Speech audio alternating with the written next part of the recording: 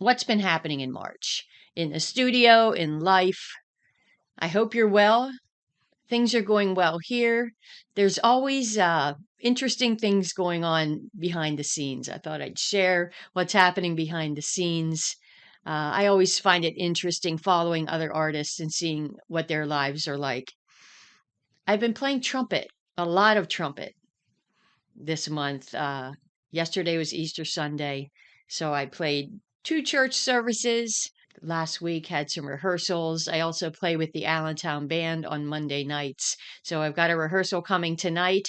Uh, yeah, it's a 7:30 to 9:30 rehearsal, which to me is late.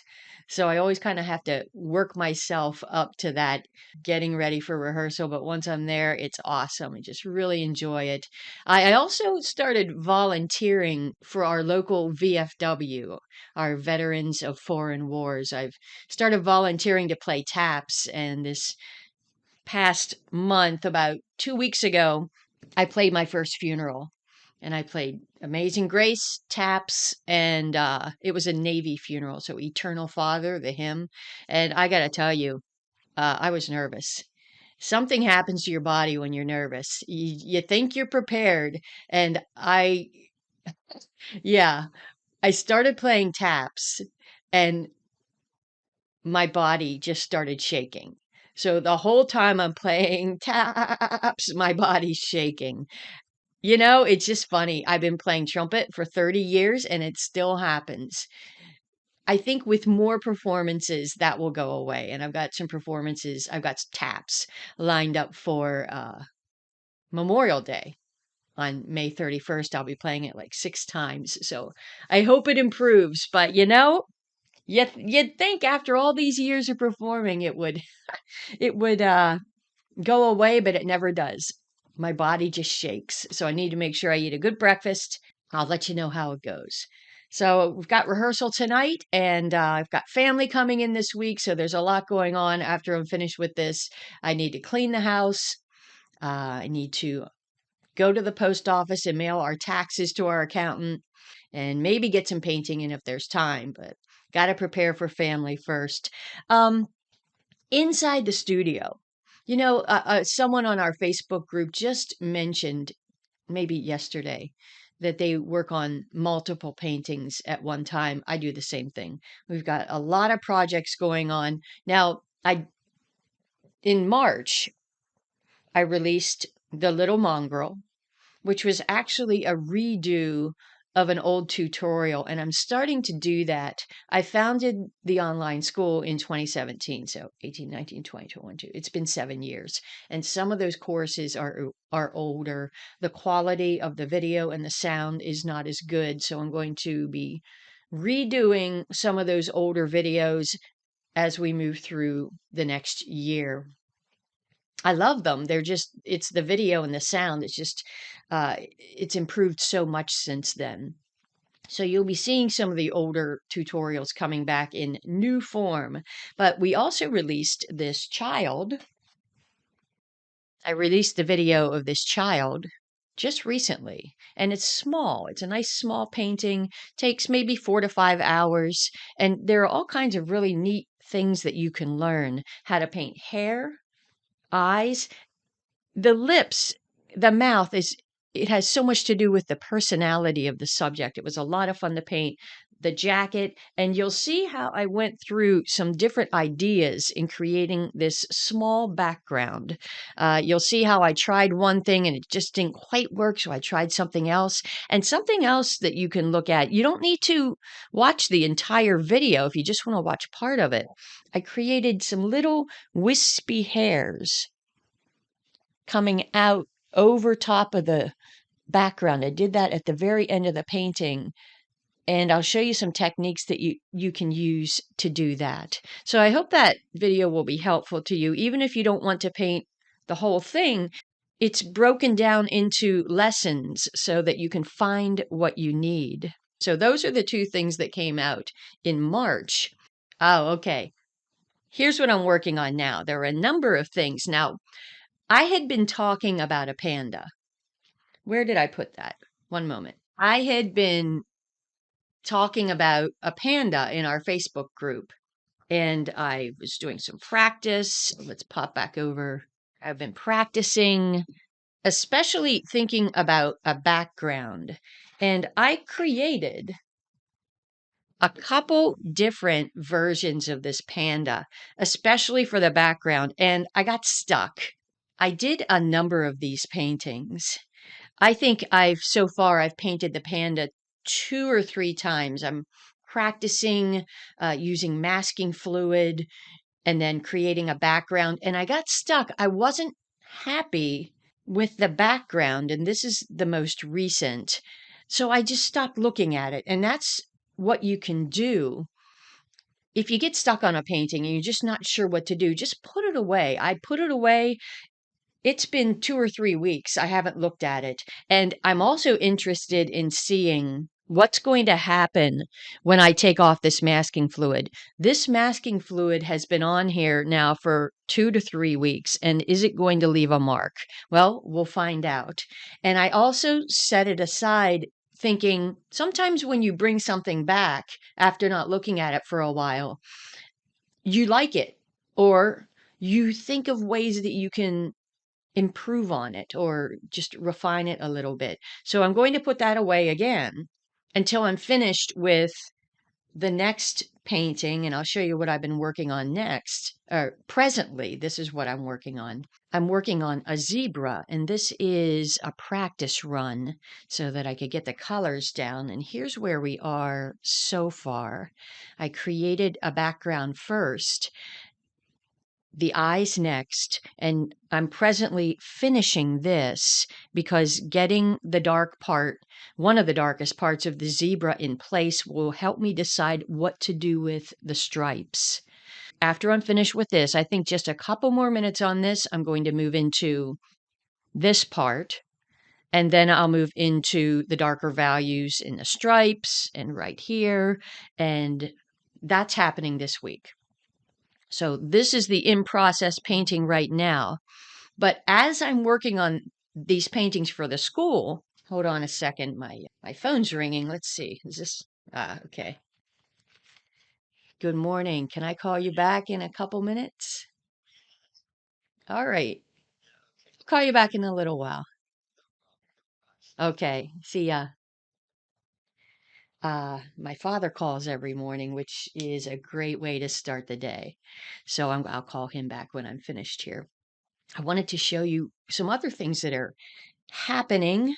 As I work on paintings for the school, I'm also working on a small commission. This is a commission for a friend, and it's interesting. And now it's a small one. This is about 4 by 5, and I've created the drawing and it's ready for the painting. I created the drawing on tracing paper. I'm also working on personal tuition or one-on-one painting. One of our members requested this painting, and I'm creating a personal video for her. This is a painting of a pony that has passed away, and it means a lot to her. So this is about 3/4 finished. So as I'm working on the zebra and the panda and the commission, I'm also working on this. Here's a piece of graphite paper that I use to transfer the drawing to the watercolor paper. And I'm also planning ahead. I'm thinking about what we can do for World Watercolor Month in July. July is World Watercolor Month, and I always like to celebrate it in some way. So I'm planning ahead. I'm thinking, what can I do? Should I just create some paintings and release them, maybe some smaller paintings? And I'm playing around with ideas and creating drawings and getting some drawings onto watercolor paper. So I got my tracing paper cut into some different sizes. This is the tracing paper I like to use. Now, when you're buying it, I just wanted to show you, if you're buying this at a store, take a look at the paper. Do you see how that's wrinkled? I've learned that I have a Dick Blick nearby, so I buy this tracing paper at the store and I make sure it's not wrinkled. but this is my favorite tracing paper. And I cut it down to size. So these are some drawings I've created for future paintings. Here is a gorilla.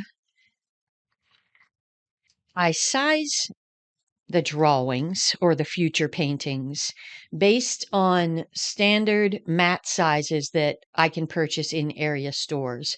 So this is an 8 by 10 mat with a 4.5 by 6.5 inch opening, and that's how I sized this gorilla. It's going to look like that. In fact, I started the painting already. I often begin a painting and then I put it away for a while. So that's what we've got so far. I'm excited to get back to that. It's, I think, going to be just two colors. I think it's going to be French ultramarine blue and burnt umber. Some other drawings I've been looking forward to painting a chicken. Actually, I think this is a rooster. I think that's going to be a lot of fun. That has such an interesting personality. I think it would be a good one for beginners. And I enjoy painting close-ups. Here's the drawing of the zebra. So I have some drawings kind of sitting there waiting. Then I transfer the drawing to the watercolor paper. Here is a cat that I'd like to create. And I've had this blue jay sitting and waiting for a long time. Now, this is a kitten that I released way back in 2017, and I would like to redo it. So I've got the drawing ready to go. And this is a practice one. I've been practicing this dog, and often, most of the time, I should say, before I begin a painting, I do a practice run. Here I just did half of it, and I write down the colors I use and the steps. That's a great way to get the techniques in place and move into your painting with confidence, to keep everything organized with these smaller practice paintings. I purchased an inexpensive folder and I took the original pages out and I put in my little practice pages, just punch holes. So here is the rooster or chicken is ready to go when I'm ready to start painting. There's the dog I showed you, and here's some other practice runs that I've done. I've got Osh cold press paper cut and ready to go. So this one will go in there so I won't lose it, because if I don't put it in here, I tend to lose things. Now, if you're wondering about stretching the paper, yes, I do stretch 5 by 7 or larger. I stretch, which means I soak the paper in water, the watercolor paper. I soak it in water for 3 to 5 minutes and I staple it to gator foam board. This is gator foam board. Here's a piece of gator foam board. That is about 3/4 of an inch thick. And what I did was I stretched the paper before transferring the drawing and I staple all around the edges, and the staples are close together. See how close together these staples are? And that will keep your paper flat.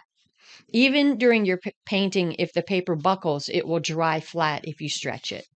So I have enough pieces of gator foam board to stretch about 5 or 6 pieces of watercolor paper of different sizes. So I have them waiting for me when I'm ready to begin the painting, and that is a helpful thing to do. I quickly wanted to mention our live lessons for the month of March. We talked about how to prepare for your first art show or pet show. So if you're interested in getting started with art shows or pet shows, check those out. They're inside the membership. My plan for live lessons. The subjects are based on what you would like to see, what you're asking about.